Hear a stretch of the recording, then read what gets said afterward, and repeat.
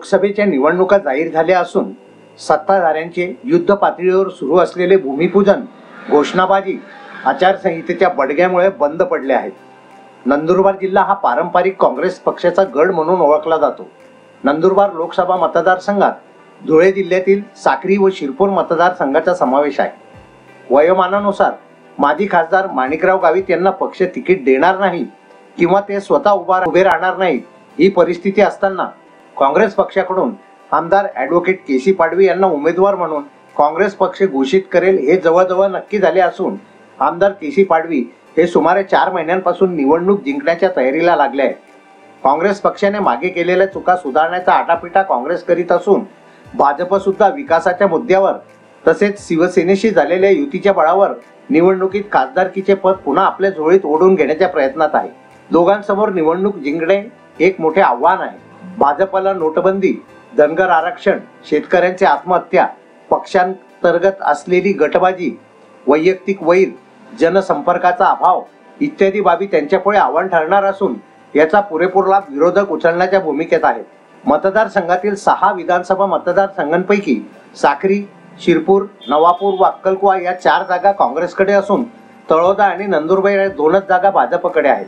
त्यातही तळोदा विधानसभेचे विद्यमान आमदार उदयसिंग पाडवी व डॉक्टर हिना गावित यांचे सूत गेल्या 5 वर्षात कधीच जुळले नाही. याचा निवडणुकीवर काय परिणाम होईल ते आज सांगता येणार नाही. त्यातच जर MIM पक्षाने आपला उमेदवार दिल्यास त्याचे नुकसान काँग्रेस पक्षालाच होईल.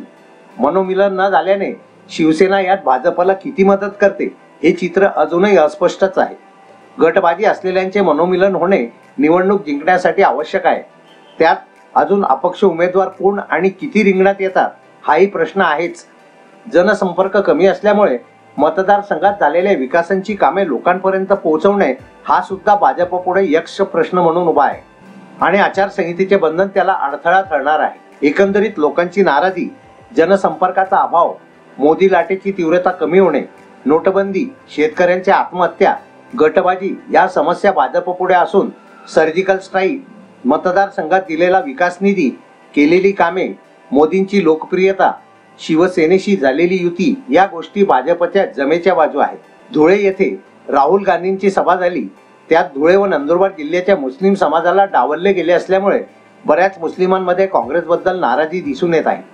नेहमीप्रमाणे अल्पसंख्याक समाजाचा निवडणुकीपुरता वापर करून घेण्याची राजकीय नेत्यांची जुनी प्रथा अजूनही कायमच असल्याचे बोलले जात आहे.